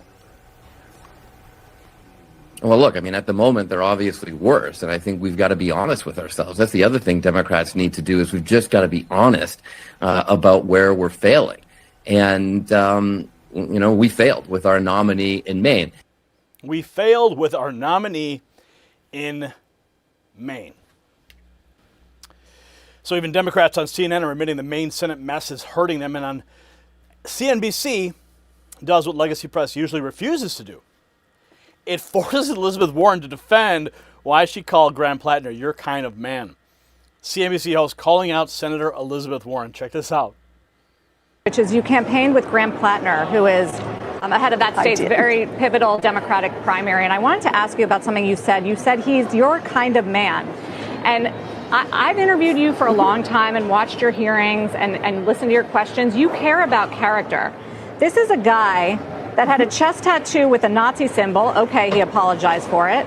It's a guy that reportedly wrote that people concerned about rape should take some responsibility for themselves and not get so effed up that they wind up having sex with someone they don't mean to. He praised military tactics used by Hamas, reportedly, in comments online and Reddit when they were murdering Israeli soldiers. So I'm just curious why you think he's your kind of man. So, as you rightly point out, he has apologized. He's out meeting with the people of Maine every single day so they can evaluate not who Graham Plattner was, but who Graham Plattner is today. And let me tell you exactly how that comment came to be. I was describing how I didn't know Graham Plattner from anybody, and I'm reading an interview with him, and he's asked, when did you first know that the game was rigged?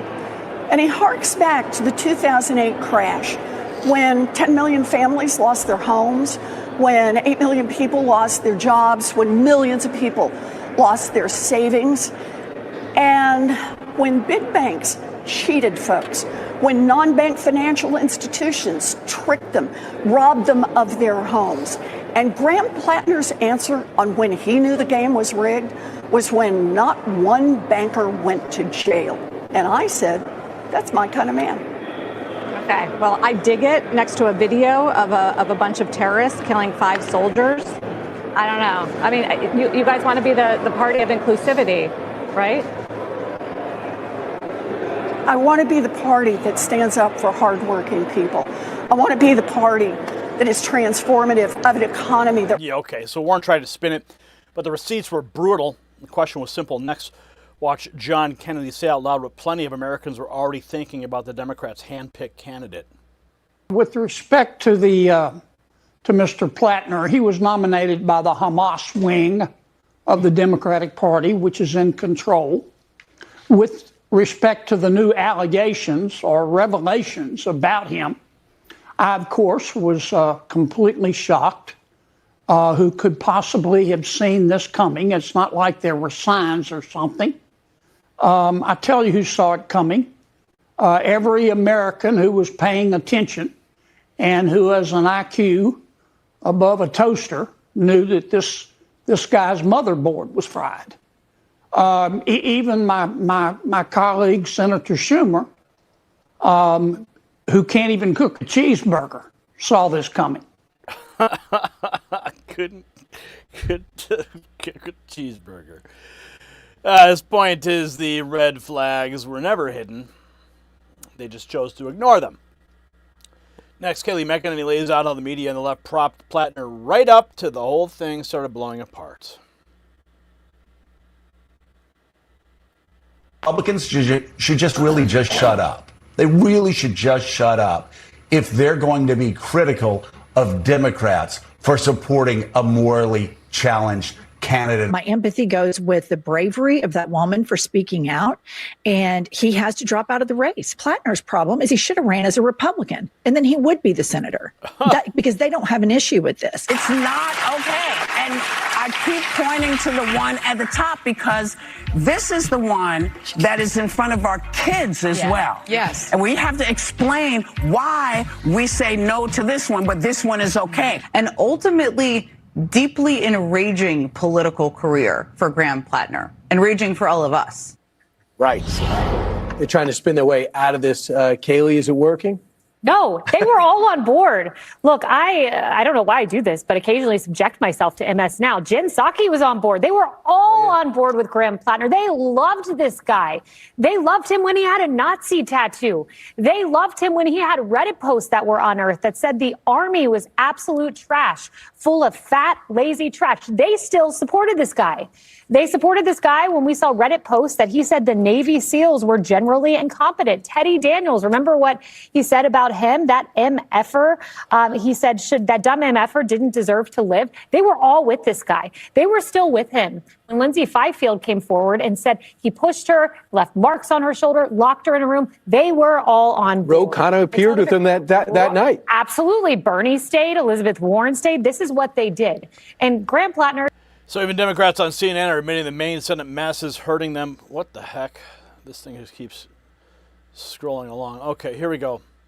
When asked who leads the Democrats, Fetterman says right now our party is governed by TDS. Who do you think leads the Democratic Party today? Oh, we don't have one. I think the TDS. I think that's the leader right now. You know, right now our party is governed by the TDS. And now it's made it virtually impossible without being punished as a Democrat to agree something's good, or I agree with the other side. And yeah, governed by the TDS. Every American with an IQ above a toaster knew this guy's motherboard was fried. John Kennedy ripping the whole fraud wide open with one line because he's right. The signs were everywhere. And Elizabeth Warren still campaigned for Graham Plattner. Bernie Sanders still pushed him. Chuck Schumer's party still treated Maine like a toy they could snatch with a radical, warm body wearing a Democrat label. Listen, this is the part that burns. They lecture you about women, extremism, democracy, decency. Then they line up behind a candidate tied to a Nazi symbol tattoo. Rape, filth, and Hamas praise, and when the scandal blew up, they didn't confess, they scattered. They hid. They started pretending Plattner fell from the sky. No, Warren touched this, Bernie touched this, the Democrat mean built this whole mess with their own hands. So Elizabeth Warren, Bernie Sanders, Chuck Schumer, they need to answer for Graham Plattner now. No memory hole, no cleanup spin, no slick little pivot back to their fake moral sermons. You backed him, you platformed him. Warren stamped him with, yes, he's our kind of man, and that line is going to hang around her neck for a long time. Bernie Sanders pushed the train wreck, and even John Fetterman, a Democrat, demanded an apology to Maine voters and everybody who donated. That's how rotten this got. So yes, Republicans should press this hard, because this wasn't one bad choice. This was a Democrat vetting system working exactly as designed. Hate Trump first, excuse everything else later. We covered this setup on July 7th. Now we're watching the implosion. Oh, and you better believe the next time these people preach character, America needs to throw Plattner, Warren, Bernie, and this whole filthy episode right back in their faces. And you know what I'm throwing in YouTube's face? This phone number on the end of every video. Because the notifications aren't getting to you. So I had to set this up so you'll get the news when you want it. Just opt in. Opt in by going to texting raw feed to 844-840-4963. I'll send you one text message a night. You'll get one link. You go to the channel. You can get caught up. Very simple, very easy, and thousands of patriots are already doing it. And thousands of patriots are celebrating the wins with the Next News Network because they're going to the merch shelf below this video. Now you need to. Now you need to, too.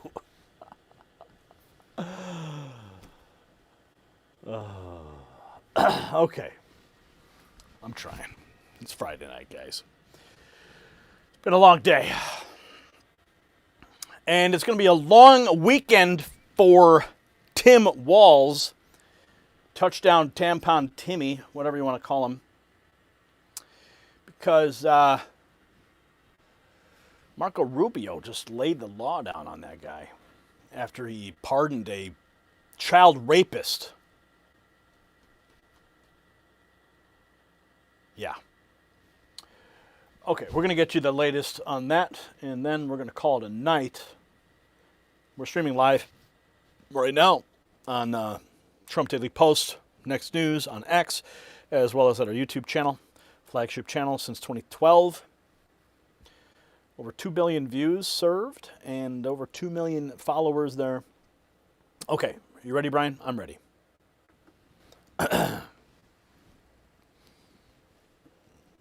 Why is this stuttering again? Marco Rubio revoked Tu Lu Vang's legal status after Tim Walz pardoned him.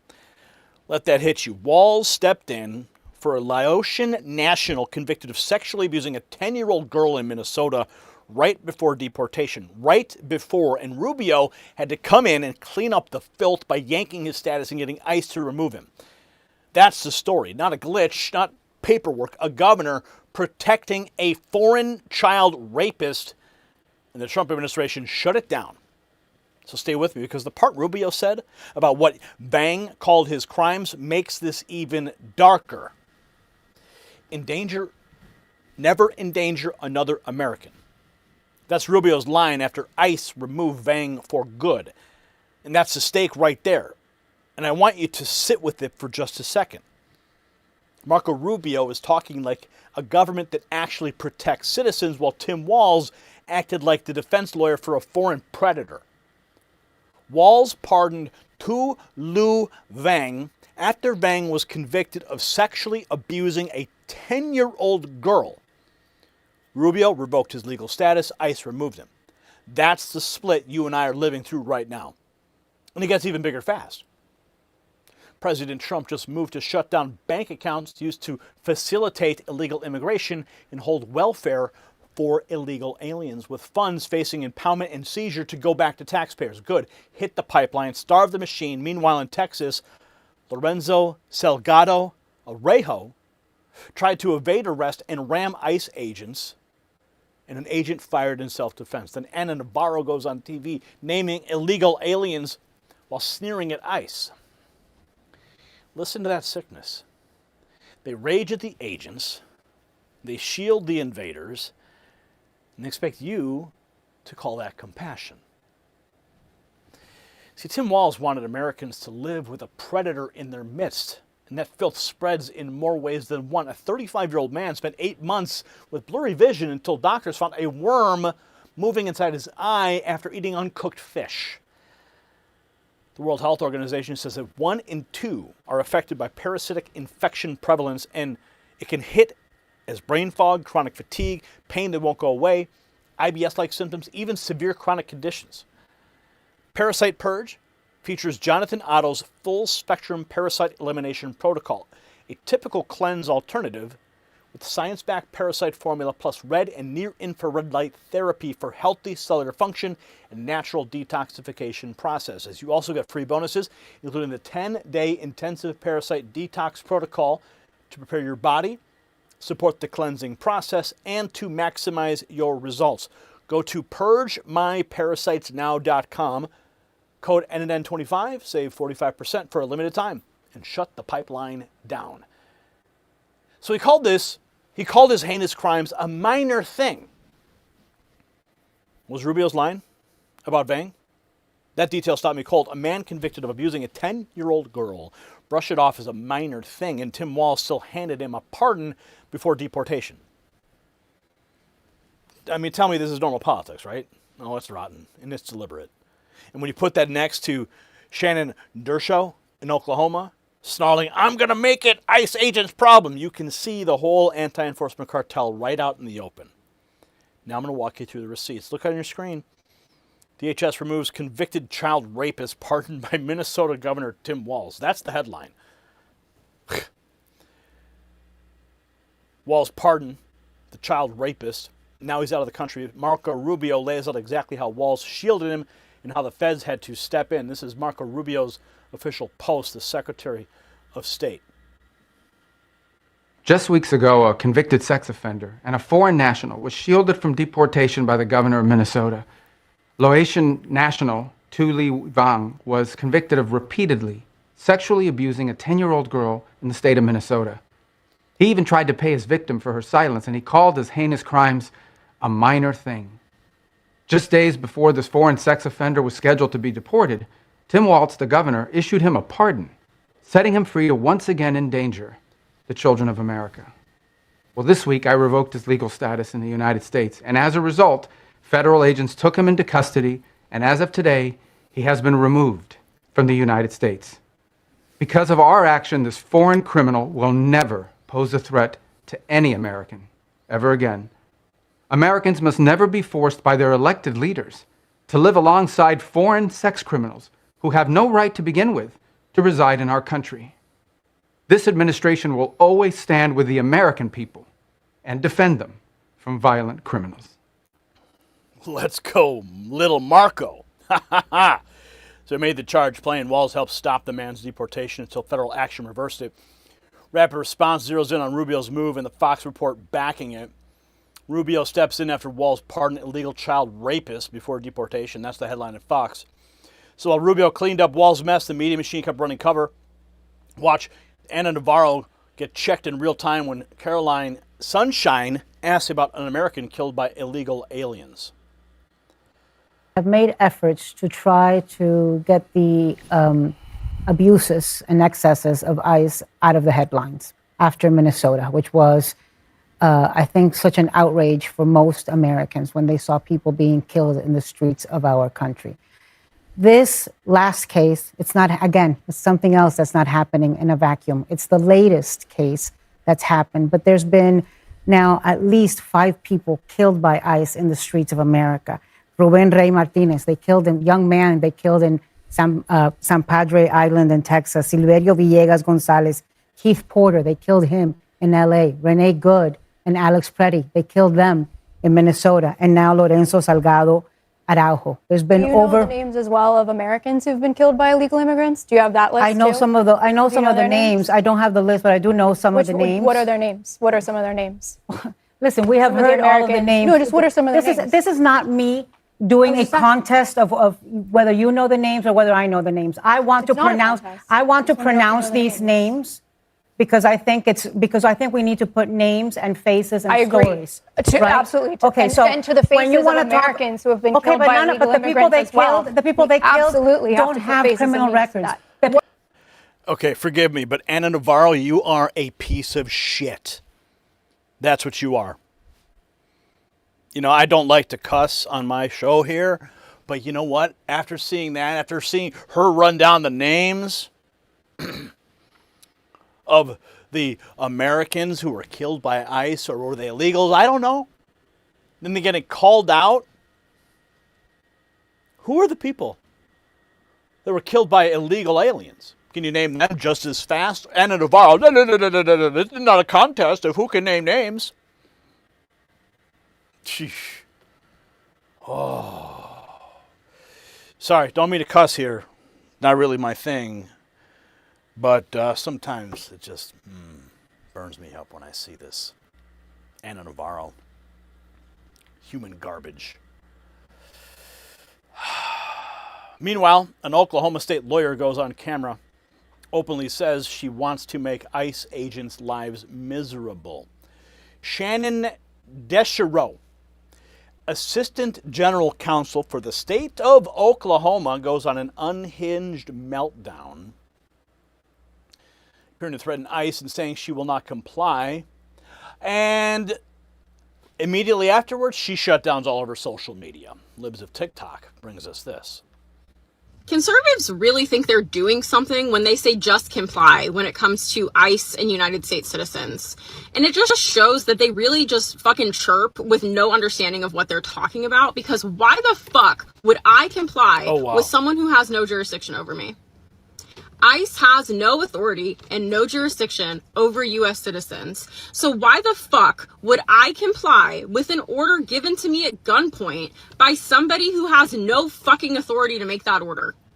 I'm not going to. That's the fucking thing. And an ICE warrant, by the way, 99% of the time is an administrative warrant. It's not good enough for the fucking Fourth Amendment. It doesn't give you access to my house. It doesn't give you access to my car. And it certainly doesn't give you access to fucking arrest me. I was born here and I'm gonna make it an ICE agent's problem. I don't have to fucking comply with ICE because I was born here. And every citizen needs to have that fucking mindset. We need to make their lives fucking miserable. And that's exactly what we should be doing. Who are these people? This is the what? This is the attorney. This is the assistant general counsel for the state of Oklahoma. Nice haircut. What is that? What is that? What is that?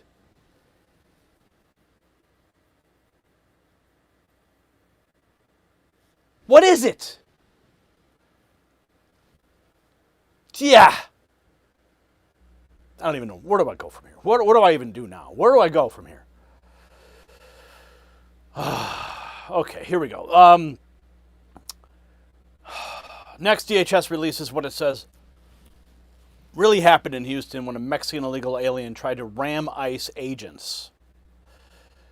July 7th at 6:50 a.m., law enforcement attempted to conduct a vehicle stop as part of a target enforcement operation arresting an illegal alien. The driver of the vehicle, Lorenzo Salgado Araujo. Pronounce that. Araujo. Whatever. Not going to try to be living here anymore. An illegal alien from Mexico attempted to evade arrest. From information we're receiving, he rammed an ICE officer's vehicle, refused to follow multiple verbal commands, probably because he didn't understand the friggin' language. Weaponized his vehicle in an attempt to run over ICE law enforcement, resulting in an officer firing his weapon in self-defense. The driver was struck. Emergency vehicles contacted. The driver was transported to the hospital where he passed away from injuries. DHS leading investigation into the agent involved shooting. FBI Houston is leading an investigation into the potential assault on a federal officer. Developing situation. Immigration and Customs Enforcement officers at ABC News shot and killed a Mexican national. Notice how they call him a Mexican national.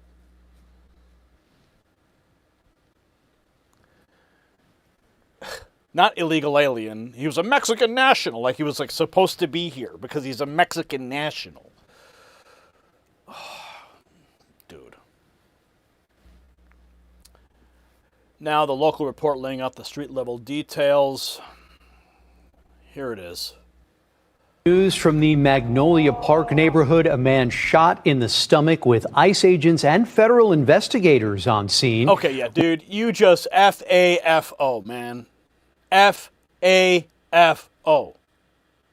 Within the last few moments, we've confirmed that man has died. Let's show you where this is happening at the intersection of Canal Street and Highway 90. KPRC2's Bryce Newberry is there working to gather the latest. Bryce, what have you learned?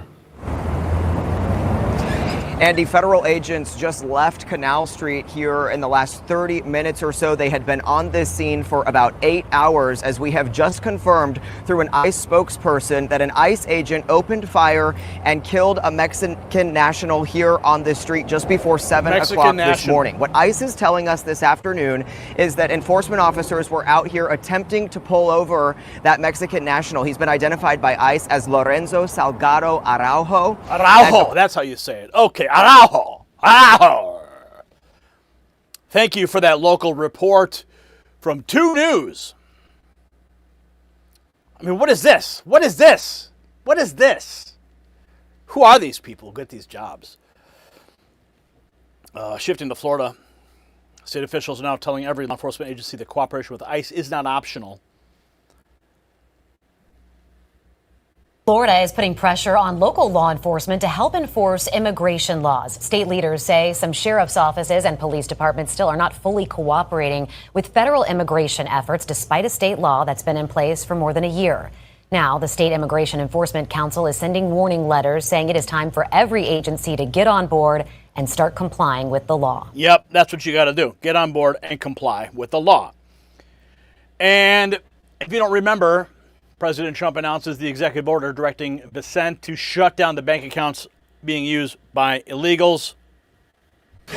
Look, we know that these rats will turn on each other. We heard today that one of the people who has been convicted of fraud, she was given $200,000 to bribe a juror, and she was so corrupt, she skimmed $80,000 of it and only tried to give a $120,000 bribe.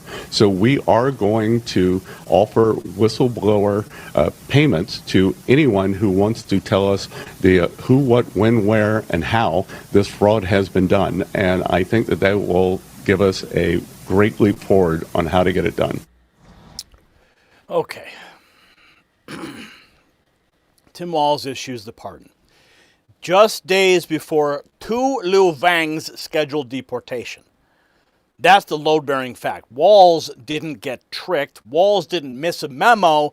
He used the power of his office to shield a Laotian national convicted of sexually abusing a 10-year-old girl.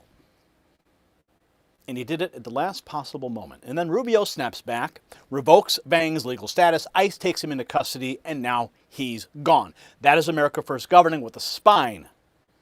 Look at the contrast around it. Shannon Deschereaux, an Oklahoma State lawyer, barked, "We have to make their lives effing miserable," referring to ICE. In Texas, Lorenzo Salgado Arrabala tried to ram agents during a targeted stop. These people don't just hate enforcement, they sabotage it, they inflame it, and Tim Walz puts his signature on the ugliest version of it. Tim Walz owes Minnesota an answer for pardoning Tu Lu Wang before deportation. Not a press shop excuse, not lawyer fog, an answer. Why did Walz use his office to help a foreign national convicted of sexually abusing a 10-year-old girl? Why did Rubio have to step in to finish the job? These are the questions every Republican, every sheriff, every parent should hammer until Walz chokes on the truth. While the pressure builds, keep your eye on the bigger cleanup. Trump is going after the money with bank account shutdowns, impoundment, and seizure. Florida forcing local agencies to cooperate with ICE. Rubio already proved the administration will overrule blue state insanity when it has to. That's how you break the sanctuary racket. Cut the cash, back the agents, expose every bureaucrat and governor who's running interference. So yes, celebrate this win. The predator's gone. But don't let the people who protected him slither away in silence. Name them, corner them, and keep the heat on until every anti-ICE saboteur on the public payroll either complies or gets bounced. And you know what else is getting bounced? The notifications to all of our videos. So I set up this number so you can stay informed and get the notifications direct from me when YouTube doesn't send them. Oh yes, it's a frustrating world we live in when you're competing against big tech's censorship, but these are the tools we employ. Thousands of patriots are already signed up for it. They've already texted raw feed, that word you see right there, to that number you see right there, 844-840-4963. What are you waiting for? Get on the list and stay notified. And celebrate the wins here with the Next News Network by going to the merch shelf below this video.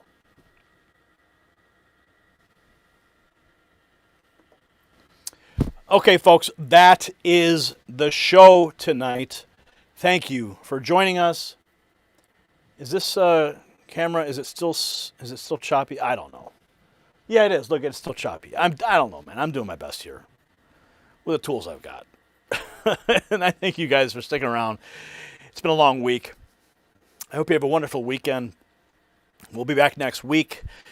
Make sure you are subscribed to us and following us on all platforms, on Next News, on X, Trump Daily Posts, on our YouTube channel, and of course on Rumble, because you never know when they'll just decide to pull the rug out from us again. But we will not fall. We will not falter. We will keep pushing through. Because why? Because we have you in our corner. I love you. God bless you. Have a wonderful and blessed weekend.